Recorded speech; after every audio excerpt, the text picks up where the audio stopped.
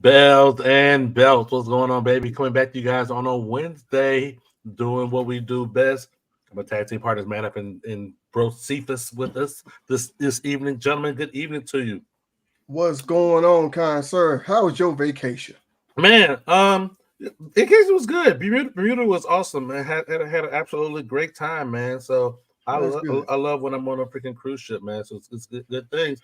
Um, Joey has just been smiling for like the last 24 freaking hours, man. Oh my I god. mean, I just, look me, come on. Hold on.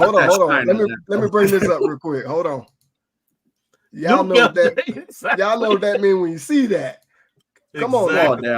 Come on now. If you ain't seen the unboxing video that dropped this morning, you already missed it out. So after the show, not right now, you stay live here. But afterwards, if you ain't watched this unboxing video yet, this brand new AWA World Heavyweight Championship, make sure you do that. Oh my god, that thing is absolutely gorgeous, man. I'm just saying. Man, compliments of Big Time Zubair, Muhammad Zubair over at Big Time Belts. Man, that's some of that big time fire right there, Joey. Just saying, yeah, he nailed it on this one. He really took his time making this belt, and it. I mean, as you can see, come on, this looks better than the one they used in the ring. Come on, just saying. Yeah, just show them a little bit, Joy, because we want them to go back and watch the video. Whatnot. Look at it. No, show them that curve. Show them the curve. Show them the curve real quick. Oh yeah, look at this. Look at that curve on the thing, man. That is nice. Incredibly thick sidebars welded to the main plate too. Oh man, I'm just saying. Yeah. All right, that's enough of that. If y'all want to see more, y'all need to watch that video, man. Just saying. And make sure you comment on it, man, because. Man, that thing is freaking gorgeous. So far, y'all been doing us right with that video, so we appreciate that. Go ahead, Cedric. Absolutely. Go ahead, ring that bell, Cedric. Oh, thank you. Before it escapes my mind, we are 970 what right now? 974 last time. Man, yeah. We went up one. Oh, okay. I'm on the channel right now, and it says 974. Man, look at that, man. We are 26 away, man. Up, we are 26 away from one. Man, this has been a hell of a journey, man. Exactly, man. So y'all got me excited. I'm trying to contain myself. I'm only gonna get to that 1,000.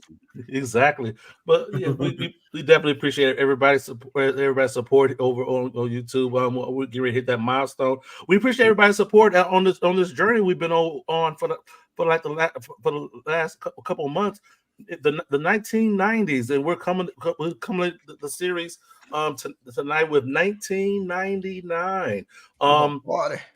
We have truly seen the gamut in the wrestling landscape starting in 1990 to 1999.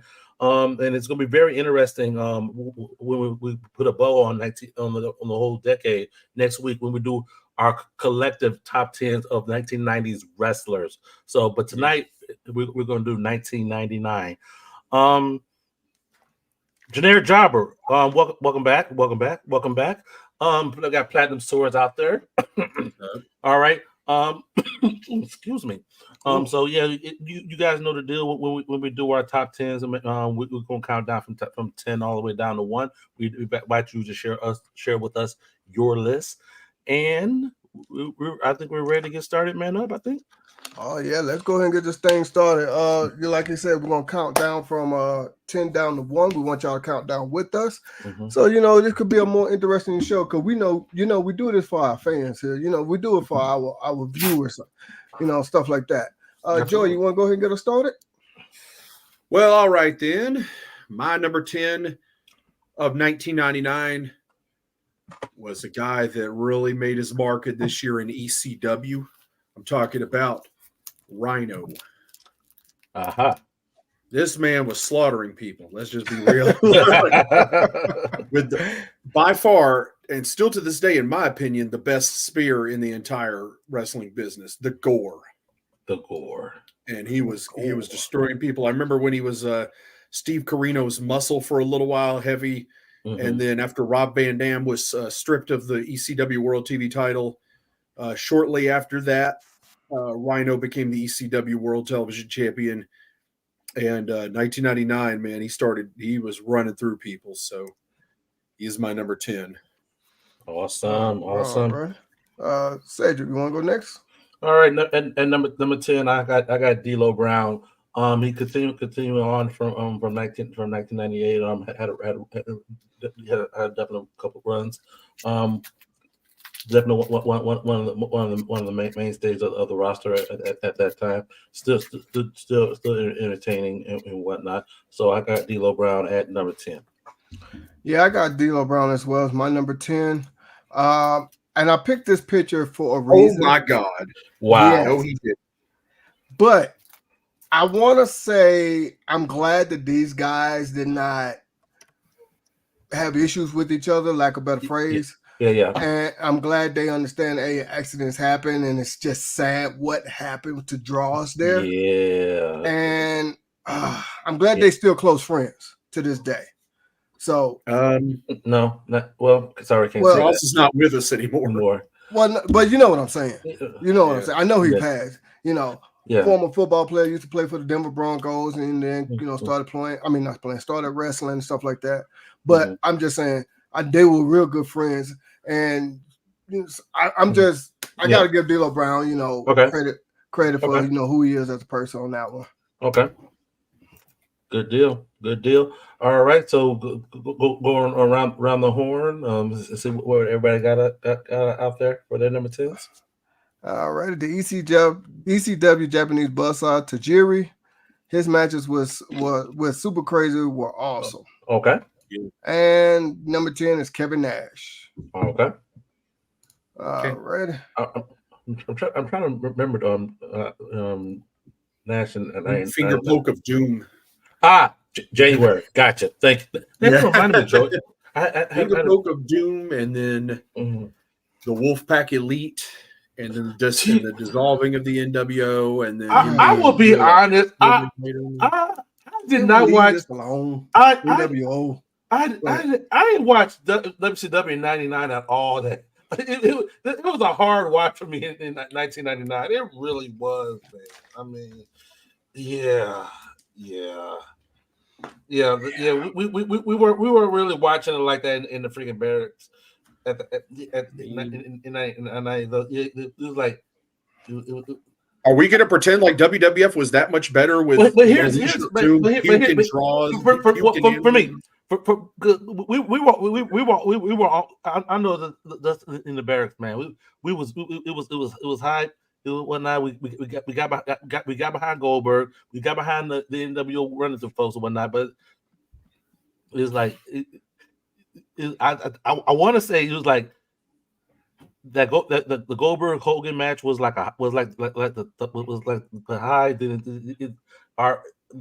It just went down for us after that point. It just went. Okay. So yeah, the fellas weren't coming over as much in 1999 for Monday night. So yeah, it is what it is, man. It is what it is. So all right, Joe, who you got next? All right, for number 9, I've got Booker T. Okay. This was a great year. I didn't know there was why is there a WWF logo in that picture? I didn't even realize that. What the heck? It's like tiny up in there. Anyway, dang, I didn't even see that.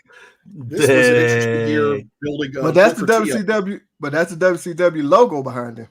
Yeah, behind him. Awful WCW logo. Okay. Yeah, Booker still was. He was still coming up during this time, still really being elevated, and we had a short reunion of Harlem Heat. Yes, and another World Tag Team title reign during that year, but it was still mostly Booker by himself this year. Yep, I was a big fan of his at this point. I think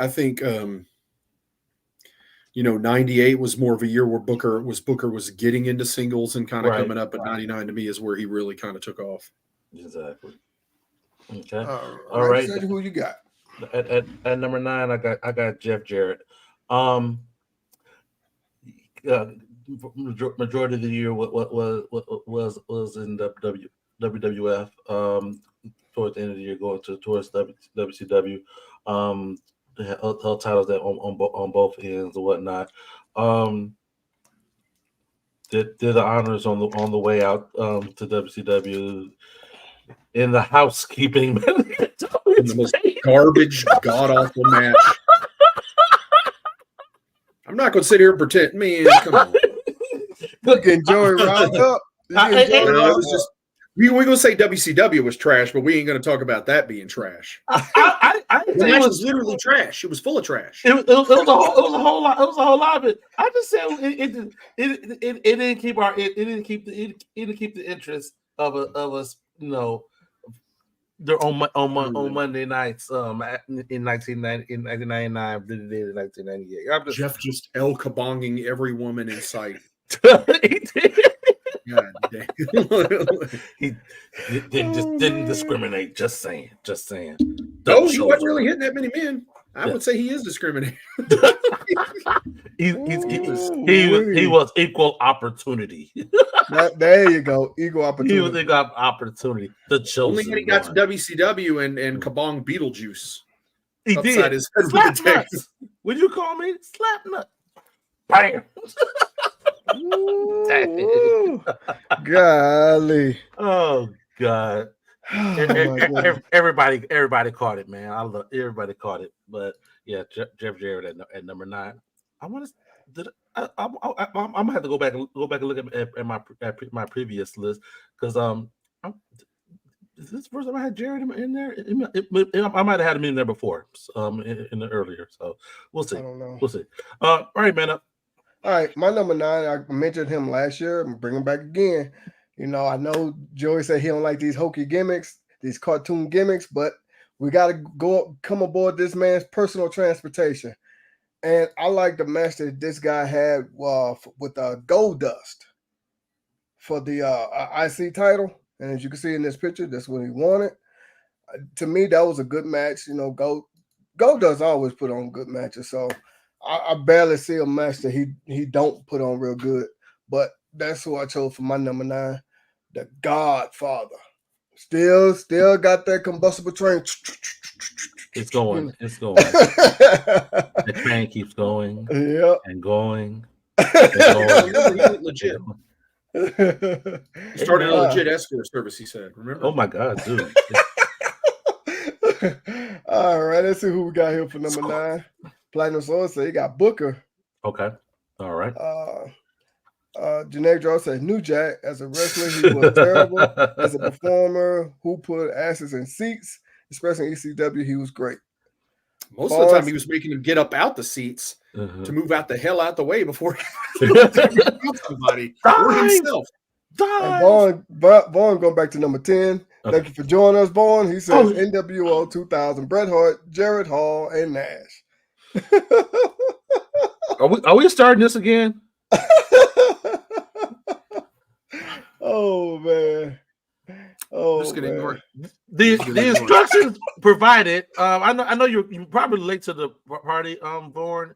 But you know, second verse, same as the verse as last couple of weeks. Individuals, singles. Yeah, singles. Oh yeah, generic jobber. We also christened Vaughn generic troll. So yeah, this guy. So that's 2 shirts we're gonna have to get made, huh? I'm just saying, man. I'm just saying. Gotcha. Everybody's trying to earn their place here at Bells and Buzz. I love it though. Yeah. All right. All right, Joey. Oh, go ahead, All Joey. right, we have to number 8 already. All right, my number 8 is the DI himself, Disco Inferno. Good God Almighty! I love this gimmick where he infiltrated the NWO Wolfpack and just kind of worked his way in. This is the originator of what R-Truth kind of did with the Judgment Day. Okay. when he started hanging out with Scott Hall and kind of being Hall's fall guy and just taking all the bumps for Hall and trying to be a part of the Wolfpack, even though he was not really. And he was extremely entertaining this year. I remember his spoof track, spoofing and parodying Conan over the top of Conan's music video after Conan was out of the Wolfpack. This stuff was gold, man. I'm telling you, Disco was he was on another level in 1999. Good stuff, man. All right, Cedric, who you got for your number 8? Oh, I think I have DDP. Yep, I got DDP. DDP won his first world title in 1999. So, yeah, That's the most shredded I ever saw DDP right there. God, bring dang. it back up, man. Up. Yeah. He was having some of them pieces of that anabolic chicken. It looked like. Damn, we're going there today. Absolutely. Alrighty, wow. DDP had the biggest shoulders I ever seen with abs. I'm like, God damn, this man made 6 years worth of gains in 3 months. Damn it, Joy. I'm almost took the sunflower seed, sir. Ready for that world title run, baby. Okay. Well, my next one is going to be the man that I showed in that picture with DDP is Sting. That a match that he had with DDP on Nitro was Sting won the title. Y'all, I'm encouraging y'all to go back and watch that because I had to go back and refresh my memory a little bit. Mm-hmm. Pretty good match, man. I want to say something else, but pretty good match. Okay. You know, so that's who I have for my next one right there. Okay. Sorry. Hey. Wrong button. Sorry. Alrighty. It came out of nowhere. Alrighty. Generic Jarvis says, I don't have any ties for this year, so you don't have to worry about that. Thank you, Robert. I'm not worried about anything, Generic Jarvis, but I appreciate you. Exactly. All right. Barnes says his number 9 is Jeff Hardy. Okay. I mean, you guys want singles entry. Yeah. Thank you. Was Jeff? Let me ask you this though: how many singles matches do you think Jeff had in 1999? Let's be real. None. Alrighty. Barnes also says Sting for his number 8. Okay. Platinum Swords has Mankind, Cactus Jack, Dude Love, only because you can't say anything. I'm gonna give you that, Platinum. I'm gonna give you that. You can count all those as one. I'm gonna give you that. Generic Job says Chris Benoit. Okay. Didn't matter where he was on the card. He always put on a great match, especially in 1999. Okay. All right. I got to go back to this one. That was a good one. 3 people in one. Oh, you forgot to add one more, Platinum Swords. Mrs. Foley's baby boy. Oh, Forgot to add that one. Oh, all right, Joe. So who you got for your number 7? All right, I'm gonna shock you a little bit with this one because this is a guy a lot of people weren't tracking in 1999, but I got to watch this guy wrestle many times, and you might remember him from earlier in his career in the late 80s and early 90s, but that is Chris Champion. Okay. But some of you knew him from WCW as Yoshi Kwan. He was, he was one of the team he was in the New Breed. The New Breed. Yeah. Mm-hmm. So he had been around. At this point, he was still making his way around the Indies and making shots for WCW as well. Looked like $1 million at the time and was having great matches. So I was a big fan of Chris Champion. Yeah, that New Breed, I was digging them when they came out. I really was. But then they disappeared. So I'm like, oh. Okay. I mean, I was kind of stupid as a kid and didn't realize Yoshi Kwan was just some white dude with some paint. Hey, but that gives us all when we're kids. We don't know no better. I mean, he didn't look right. Something didn't look right, but I didn't know what. You just couldn't put your finger on it. It was like, yeah. Harley Race was out there too. It's kind of he seemed important because Harley was out there. Yeah, if Harley says it's okay, then it's got to be okay. I'm just saying.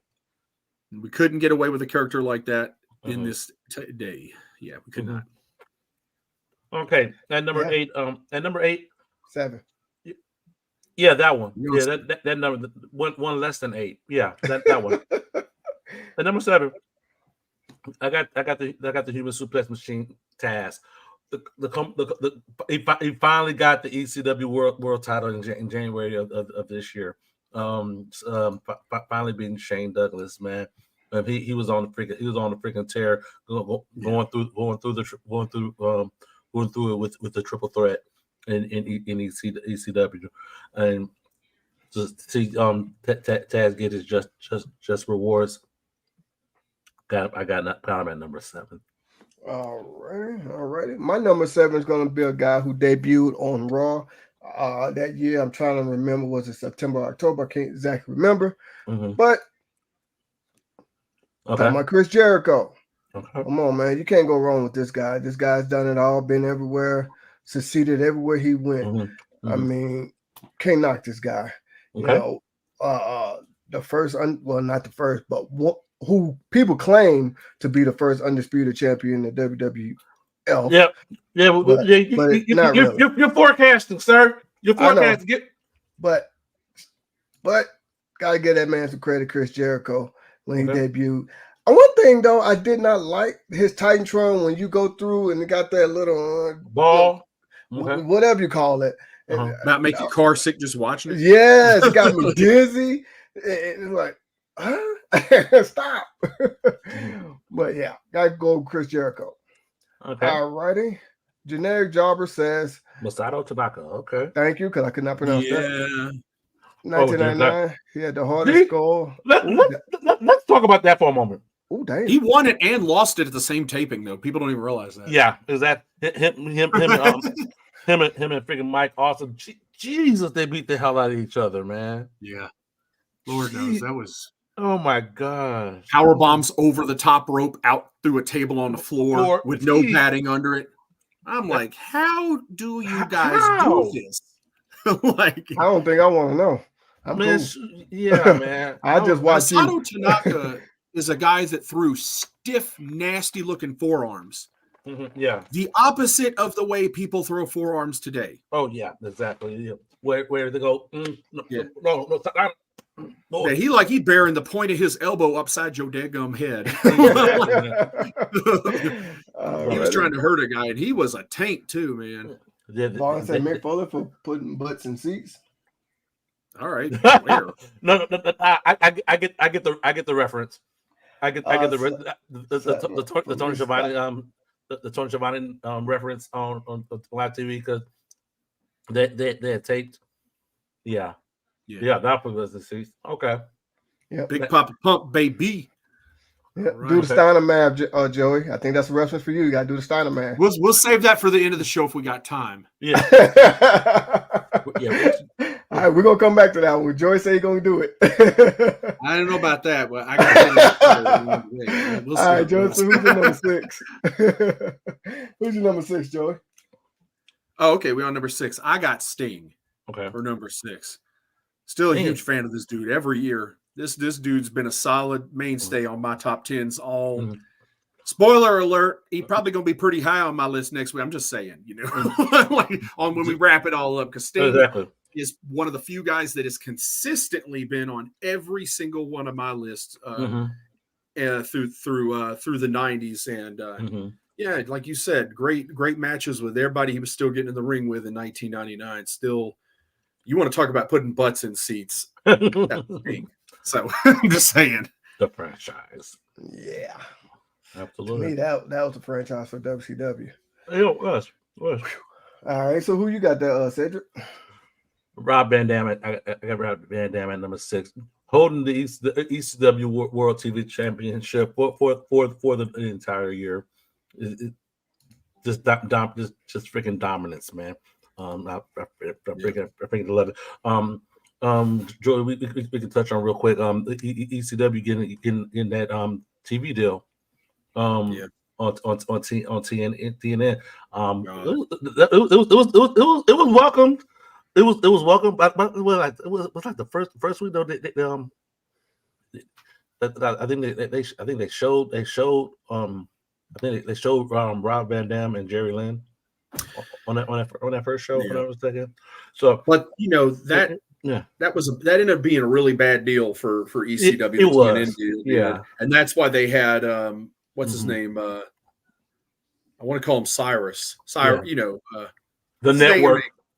Yeah, the network gimmick as a parody to that because of how miserable the network was making them and how they were trying to control everything they did and wouldn't let ECW be ECW on there. It's Mhm. like you still had to watch the syndicated show if you wanted to see the better ECW, and then you got the TV product, and it just wasn't. Yeah. And then TNN wasn't doing a lot to promote it either. They were putting them on late and then not really promoting them, putting them on commercials to let people know they're coming on. It's like, so yeah, but Van Dam is definitely one of the better parts of that. I give him that. And the irony of all that was because after that deal went through, they wound up signing WWF. Yeah, That was like, geez, really. Look, I don't know. Yeah, that was like they soured on ECW and needed him to go. ouch. Bad Yeah. deal. Bad deal. So yeah, all right. All right. My number 6 is going to be a guy. A lot of people don't talk about this. I barely hear it. Well, I know I don't hear this. I had to think about this myself. Shock me, man. Let me hear it. Let me hear it. Talking about Eddie Guerrero. In 1999. Okay. Yeah. One of the founding members of the Filthy Animals with Rey Mysterio and Conan. Okay.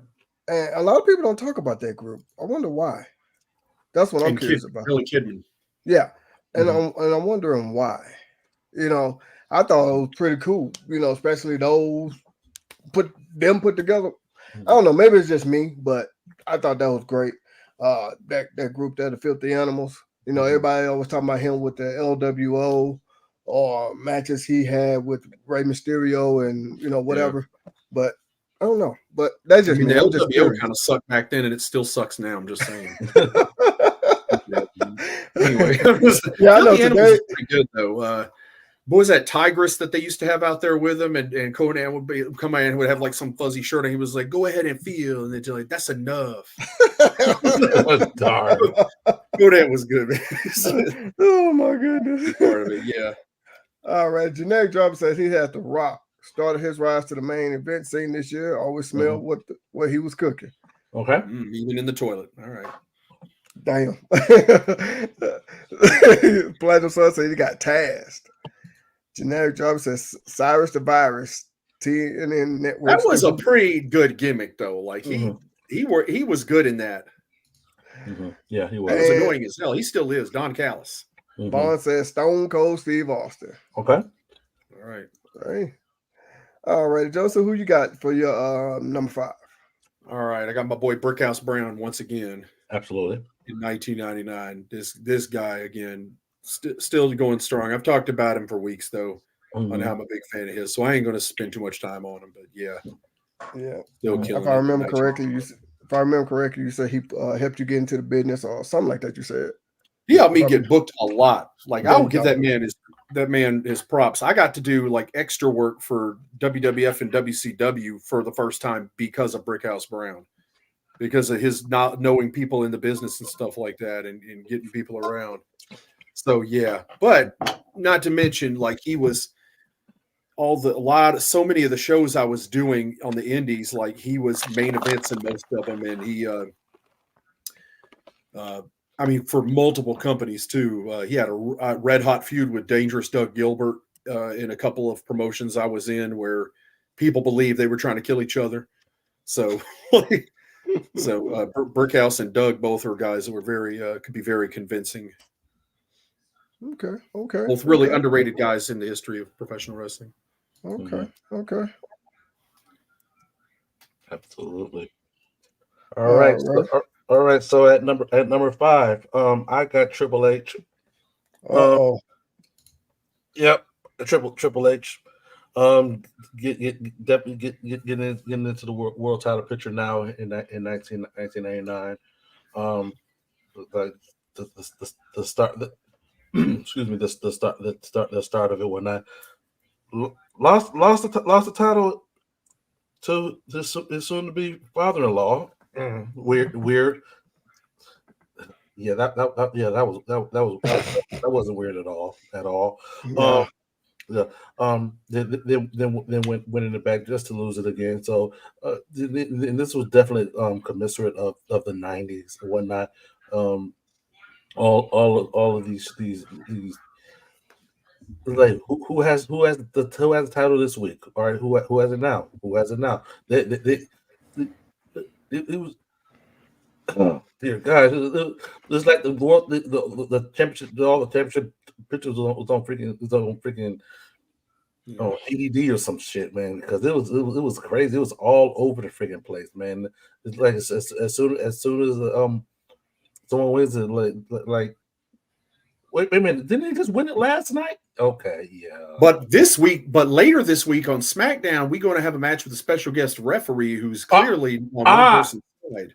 Gotcha. Yeah, exactly. Yeah. Here's what happened to this. This is the time frame where the prestige of championships, especially in the WWF, started spiraling the ever-living toilet. Like this period of time, I'm sorry, and you can talk about the Godfather and Goldust and all this shit. This period of time right here is the death of the Intercontinental Belt and its prestige. Title got hot potatoed around and thrown on everybody week after week and stuff like that. That is where the era of Shawn Michaels, Mr. Perfect, Bret the Hitman Hart, Razor Ramon, and so on and so on and so on, and great Intercontinental champions. And it got to a title that was just thrown around and put on anybody that came passing through. Yeah, let me caveat this. These were the Intercontinental champions from 1999. Ken Shamrock brought it into the year. Lost to the Val Venus. A month later, loses to Road Dogg. 2 weeks later, loses to Goldust. 2 weeks later, loses to the Godfather. A month and a half later, Jeff Jarrett won it. Then 2 months later, Edge won it at a house show. The next day, Jeff Jarrett won it back. 2 days later, D'Lo Brown won it. A month later, Jeff Jarrett won it again. 2 months later, Chyna won it. 2 months later, Jericho won it. It's like, what are we doing here? It's like, what are we doing here? I'm finna say, do y'all think they were doing that to keep eyes on the product because they was in competition with WCW? And maybe some, you might say ECW as well. But the shock and awe of a title change, maybe. I don't know. But that's precisely why it didn't work right, because when you think about it, again, that's why the Intercontinental belt started going down the card and being looked at as a mid-card championship, because it didn't used to be. You didn't call Mr. Perfect a fucking mid-carder when he was the IC champ. You didn't call a lot of these guys weren't mid-carders. But at this point it was. At this point it started just being the championship pretty much anyone could win. Same with the European belt. Neither one meant a whole lot during this time. They were just going to get thrown around. Yeah, and you guys watching, let's get your thoughts on this as well, because it's like as a wrestling fan, what when you see that, what do you guys think about that? You know, and you brought up the European title. That was literally the same thing. As well, lost chaotic booking effect. Yeah, absolutely. Yeah, European title, same thing. But it's not just Platinum. That's a good point, but it's not just because of the change of the design. It's because of the crappy shit booking and the flip flopping that went with it. That kind of put the shitter on the design on top of that. Plus and that is a shitty design. I am on record of saying how shitty that design is. So let's go ahead and be clear about that too. Man up. Let's go ahead and say something else too. The purple strap one was small, and then they made it bigger when they came out with the scratch logo. They made the main plate bigger and the belt a little bigger, but the purple strap one was very tiny compared to the Reggie IC. So it looked like it was like, why did the belt shrink but the WWF title got way bigger? You know, it's like, why did this happen? And this belt got tiny. It didn't help that the belt got smaller, because that visual of that made it look, to me, less important too, which is the reason they made the WWF Championship bigger. I don't think the design made it lose its luster. No, I think the shit booking. Okay. What the? I'm letting everybody know that belt sucked. I'm just saying.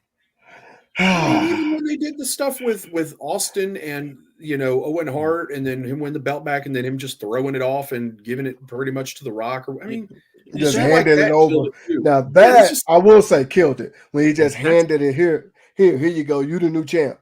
That I will say. Yeah. The you belt don't do changing that. hands 2 days later and then 2 weeks later and all this Yeah. stuff. I mean, let's be honest. Like Mhm. during this time, I mean, what year was it that Rikishi won the belt? Was that in 2000? I mean, still, it's just the believe whole so. era of this. It's kind of like Rikishi had no business being the IC champ. He was never over as a single. I'm sorry, Nah, he was he was funny. over with Too Cool. He was over there with them. Yeah, but not to the point where I would have made him, an Intercontinental champion just because you just. I think that was in 2000. Yeah, I think it was. He's funny. He's got his place on the card, but he wasn't a draw. Mm-hmm.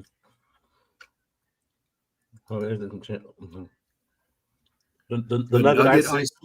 That was the belt that Cody brought back. Yeah. I think he brought that back in like what 2010. So I know I'm wrong. I know I'm wrong, but it was some I know I'm it was wrong. ugly. I'm sorry. It was a welcome. I welcomed it because the purple that oval IC was crap. So I mean, I welcomed it. Then they it was almost got undersized. sued. It was They a lot almost got smaller sued. than the Reggie IC. Yeah, But they almost got sued. So they had to go back. Yeah, still better than the oval IC. No, they didn't get sued. No, they didn't. no, But they were being threatened. They were being threatened by who was it? Reggie Parks or whoever made the IC belt. No, Whoever I made don't it. think that's true. I think they just realized. I think first off, Cody had that belt made. The WWE did not have that belt made. Oh, I know. Cody had it made because the he wanted to bring WWE that thought it back. looked like crap, and so they got Dave Milliken to make a new one. Mm-hmm. All right, let's go ahead and get into my number 5. Yeah, and that's going to be Booker T. Joey talked about it earlier. He convinced his brother to lead the NWO. So they can go back and be a tag team for a little bit, and they did win the titles. But I gotta agree, Booker was basically, I guess you could say, being his own man. I guess I don't know how you want to phrase that, and of course, who don't love the singles run of Booker T? You might love him as a tag team as well, but who don't love the singles run of Booker T? So I mean, gotta you get his look at message that proud. picture right there of him and Kurt Hennig. That's a sign right there of him getting elevated, working with a guy like Kurt. This is going to bring you up another level. Kurt's going to bring you up higher up on that, upper mid card kind of bridging that main event kind of area. He's going to put you up there when you're working on that level with him. And he probably, I imagine if you talk to Booker, I'm sure he learned a lot working in the ring with somebody like Kurt too. So that, and I mean, look what, next year we would see happen. So, it really was a year of development and elevation for Booker. Mm-hmm. Absolutely. Yeah. You know what though? I wonder when tag teams split up, who decides that this person is going to elevate and this person is not? You know what I'm saying? Do they decide it themselves? Do the company? I mean, what? I don't think you can group. I don't think you can group everybody together like that because in Harlem Heat's case, it was never really like a breakup like that. Booker went on a solo run because Stevie Ray was out hurt, and then they decided. I'm not just talking about Harlem Heat. I'm just saying in general. Sometimes circumstances will dictate that. When members urge you when just keep the team on TV one night, they'll have a freaking singles run and whatnot. And they'll see audience reaction to that person on a singles run. So and that also might be something that they'll try out on the house show loops or whatnot. Where I've seen Mid Atlanta do this a lot, where they'll separate the tag team in just two separate single matches, just kind of see how they perform on that level. So it works for some, not necessarily for freaking others. So I think a lot of it's to do with timing. You got to think about this too, like who's the heel, who's the baby face, where's the timing? Because I mean, if you look at it, you look at like Sean and Marty, for instance. A lot of that was timing. A lot of that was Shawn Michaels getting in the right character at the right time and everything, like work kind of rolling together. Right. But it's not like Marty wasn't hot. But Marty's problem is, I mean, I think part of it. I mean, there's multiple factors on that, right? I don't think Sean wanted Marty up in the same area with him all the time. So I think a lot of it was bad mouthing and politicking and stuff like that. Yeah. And then which Sean historically did all through the 90s, bad mouthing and putting people and starving people out and doing all kind of bad, terrible stuff to people. Which there's all kinds of accounts of him doing that, and the Clique doing that in general, with him kind of at the helm of that. He said it himself. Yeah, he did that. Yep. So it was. Just, go ahead. My bad. Yeah. I mean, I'm just saying, like in that case is one case, and another thing, like, by the time you got to look at age, by the time this was rolling around, Booker T was what 34, 35. Mm-hmm. Stevie Ray was already 40 or so. So Stevie was slowing down. Oh, I know that. I know that because Stevie was already doing his thing while Booker was, I guess you say, away. Wasn't in the business yet. And when Booker became not away, Stevie, said, "Hey, we're gonna do this. You gotta keep your head straight." I know. Yeah. Booker I mean, let's be honest too. Like if you look at one member of the tag team, like Booker was a little more charismatic than Stevie. Mm-hmm. He was more athletic than Stevie. Yeah. He had certain gifts that Stevie Ray didn't have. And I mean, that's just what is. Stevie was bigger, stronger, more powerful, that kind of stuff. But he couldn't move. He couldn't do the things, Booker was doing the Harlem Hangover at this point and stuff, Yeah. I like that one. This is a good one. That was crazy. But I don't know because it's okay because when you think about it, it's like you might like. Okay, I'm gonna go back to the Rockers. You might like Marty Jannetty. I'm just throwing examples out there. I'm not saying you're doing it. Yeah. But like you might say Marty Jannetty was better than Shawn Michaels. So who determines that? You know what I'm saying? I mean, of course, now hindsight be 2020. I mean, yeah. But Marty couldn't have pulled off that character Shawn pulled off either. As far as in the ring, bell to bell it goes, Shawn wasn't any better than Marty. Marty was a great in-ring performer, great worker, a guy that had great matches and stuff like that. But you either sometimes it comes down to the character, and sometimes it comes down to playing the game politically and stuff. And Shawn excelled at a lot of those things, and Marty did not. Mm-hmm. Yeah. All right. Let's go ahead and go to Vaughn's comment before we move on. Also, Joey, I think it's probably copyright infringement since it's almost like copycat bootleg of the Midwest. I think it's off enough that I think that's one of those dirt sheet internet rumors that there was some lawsuit. I think Cody got that belt made for his own use. WWE did not like the way it worked. Dave Milliken offered to make them a good one, and he did. And then they started using that. Mm-hmm.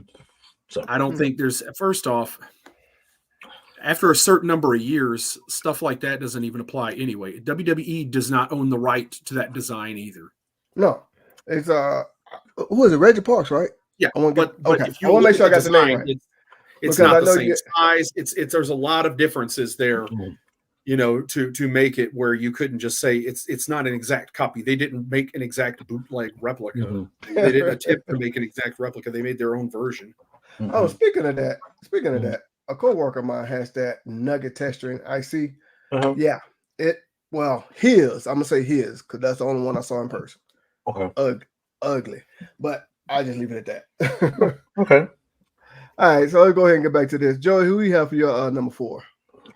All right, I've got the franchise Shane Douglas. Mm-hmm. Now, this was a year where Shane was in ECW early on and then made his way to WCW, I believe, this year. Mm-hmm. And, we would probably towards the end of the year, if I'm not mistaken. Yeah. And we would see him enter into some interesting stuff there when they came. And then they originally started that whole New Blood thing. He was a part of that as if he was 25 years old or something. But yeah, I mean, I still enjoyed his work here, and I thought he brought he was able to at least bring his character. They didn't try to reinvent the wheel when he came to WCW, and I thought he was doing some good work. Yeah, he was definitely close to 25 in his first run in the company. I'm just saying. Oh yeah. Dynamic Goose. Oh gosh. Oh gosh, Shane Douglas to the surfer Tag team partner Chester the Molester. Damn, really? God. We might have to edit that one out. Oh, no, never that. Why would we have to? Oh, he would later become Vince McMahon's right-hand man, literally and figuratively.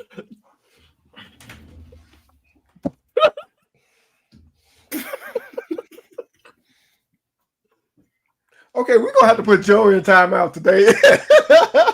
Ladies and gentlemen, Joey Gray, ladies and gentlemen. Oh, I'll be here a little bit longer. Not all. Oh God. Oh my goodness. The only Joey can do that. Only Joey. Dang, Joey. All right, so you cover your next one. There's a federal probe going into it, by the way. It ain't like the case really got dismissed for those of you dirt sheet nerds. He said probe. First, it was the McMahon and Laurinaitis probe. Now it's a federal probe.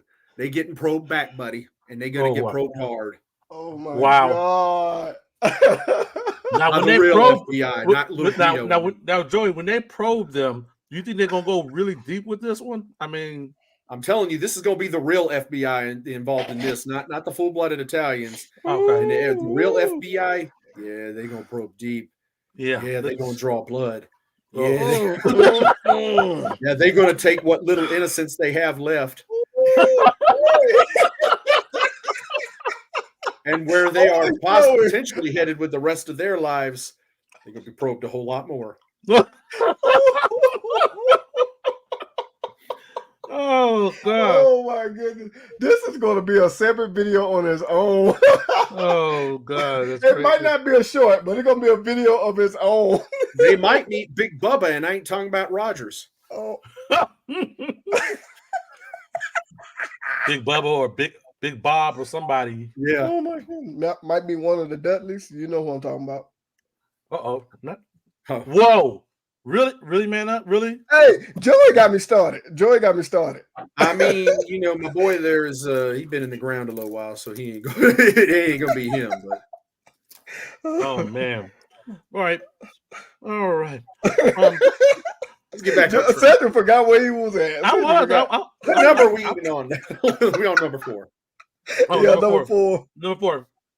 Probes. I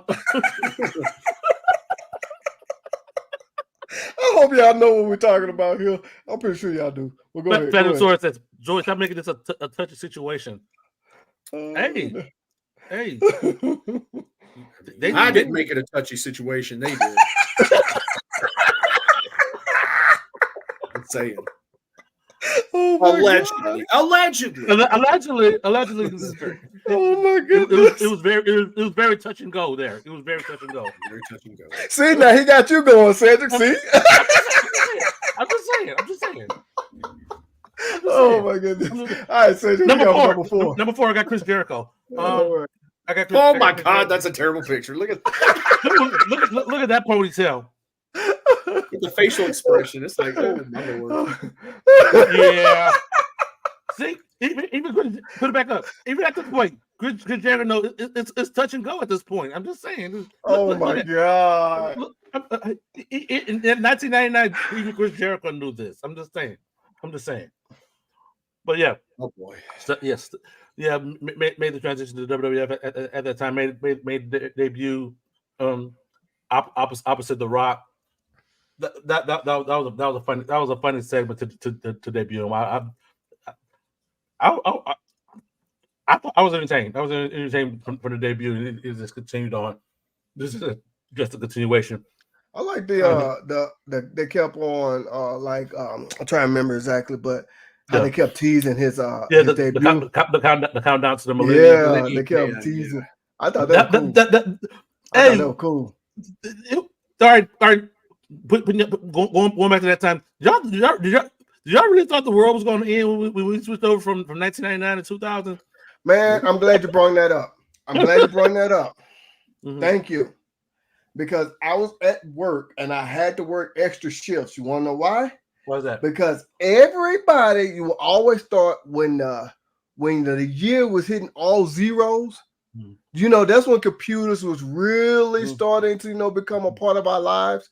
Mhm. Everybody thought when you get to the year 2000, everybody thought the world was gonna stop. No more computers. Your life was over. People were going to stores buying potted meat and all that stuff. It's like, y'all really believe this You crap? said buying potted meat. I mean, It's like, I didn't run out and buy it, but Uh, do you know what I no, did no, on no, that I on did- I that didn't. night of December 31st, 1999, and you can take this back to your employer now. Me and a couple friends of mine filled up 2 big ass kegs full of Mountain Dew, and we Damn. drank, and we drank a ton of damn Mountain Dew on that night. I had to sit at my office all night long, ready to try to get the damn systems back up. Uh-huh. And 'Cause like nothing I said, happened. nothing. Like, That time game went, you were like, well, I guess I'm gonna go to sleep.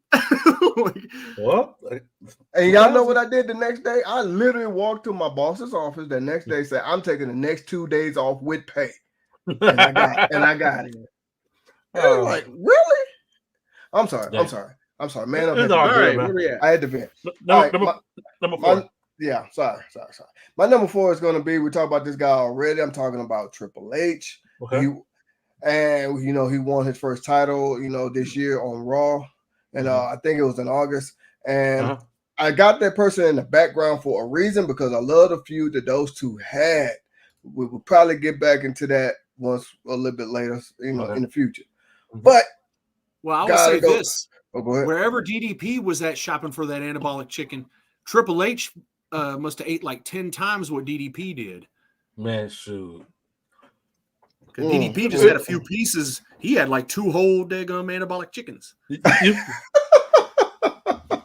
Not much after that quad injury though. Not because when he came back after that one, well, dude, he was like, yeah, he was yoked.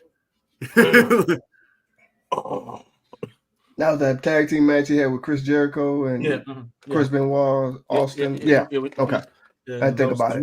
When your quads tear when you're walking, it's a clear sign of what? Anabolic abuse. Mm-hmm. Yeah. Look what happened to Vince McMahon. Walking into how you do that walking, bro? At least Triple H was doing something athletic. God dang. All right, anyway. All right. Number 4, it's Jaren Gloves has Taz. Platinum Swords has, I can't say it. You dang right. I need to go meet Jesus down at La Catina. He got the margaritas going, man. Oh my God. I'm about to go make me a margarita right now. Don't tempt me. Don't tempt me with it. He got Oklahoma. Really, dude? Oh my gosh. I love it. I love it. Former WCW Cruiserweight Champion, of course. I was working when it reached midnight. I was mad nothing happened just because I had. Thank you. I'm not the only one. Thank you, Platinum Swords. Right, I'm sorry. Let's move on before I start venting. Let's move on. All right, Joe, who you got for number 3? I got Jerry the King Lawler. Okay. And this is an actual picture from a show he was on that I was on too. Okay. In 1999. So that's why it's a fuzzy, weird picture. But I got this from an old video clip from a show I worked that he was on in Greenwood, Mississippi at the Balloon Classic. Thousands of people there too. He challenged the Colorado Kid for the NWA North American heavyweight title in the main event.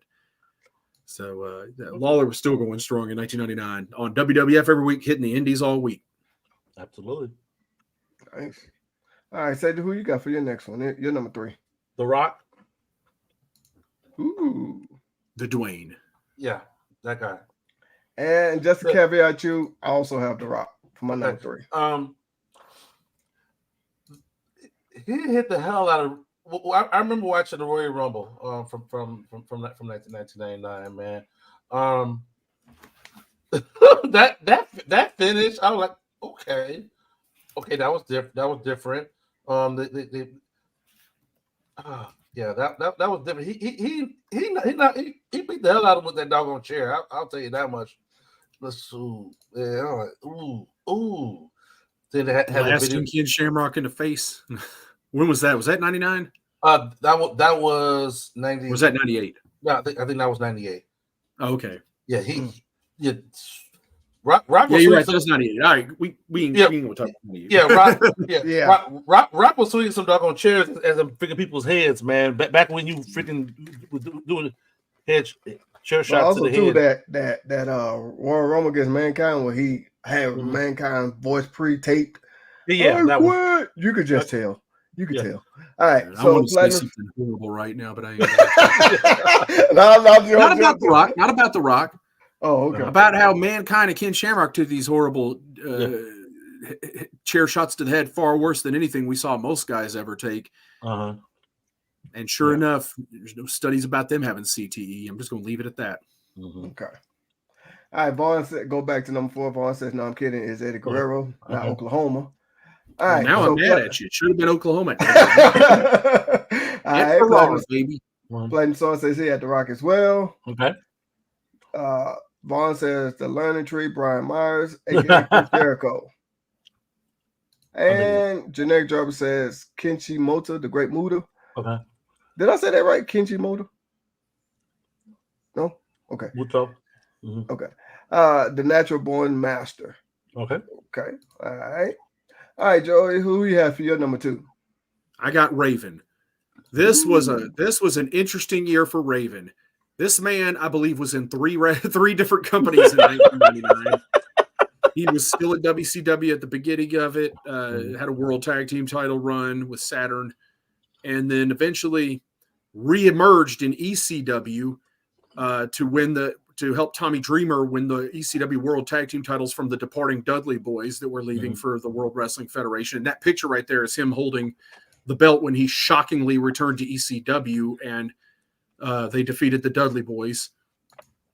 And later on that year, I believe he would debut back in the World Wrestling Federation, which is interesting. But he was on fire this year, and that return to ECW was red hot. That crowd never saw that coming, and they were hot for it. All right. I'm thinking, I guess I know what Cedric is going for his next one. But go ahead. Macho Man. Yep. World title reign. Oh God, this was the worst world title reign though. But look at that face he is making. It wasn't that the one where the next night he had to defend it against Hogan? Yes. Here's the thing. I applaud him for having the title reign. I already broke this down. His 3 title reigns in WCW is like 46 days total. It was nonsense. It was like the best world title runs he had was when he was feuding with Flair in that series back in the mid-90s. That was great. The match, just because the matches were awesome between Flair and Savage. Yeah. Again, because they gave and take. They beat each other. They were looked like as equals. Hogan, no, he was out there hot dogging and grandstanding. That's all I'm gonna say about that. Yeah, man. So, but if Macho Man's wrestling, he's on my list. Yeah.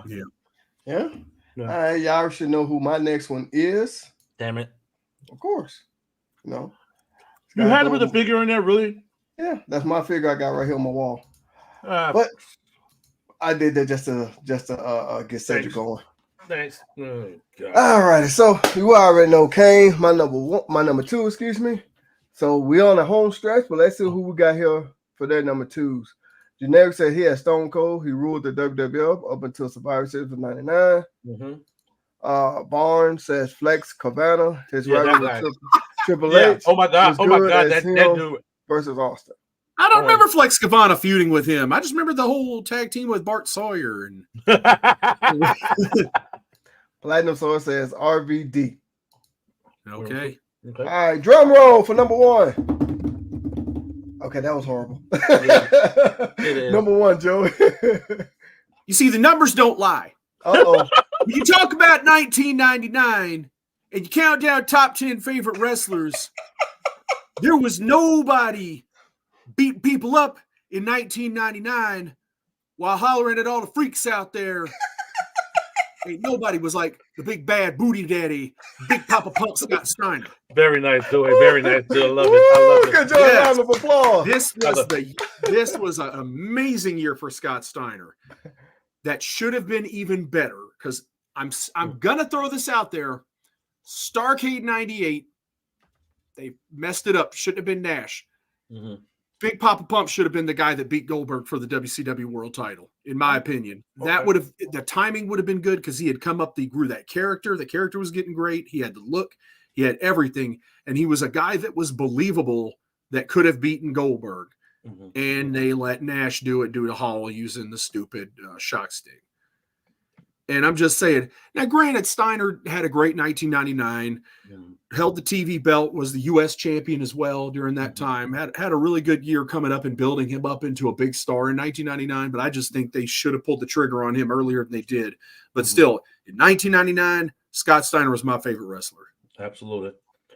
All right. My number one, and probably Man Up's number one as well, Stone Cold Steve Austin. Yeah. Just to go ahead and let you know, yes, that is my number one as well. Absolutely. I chose that picture for a reason right there. Go ahead. Go ahead.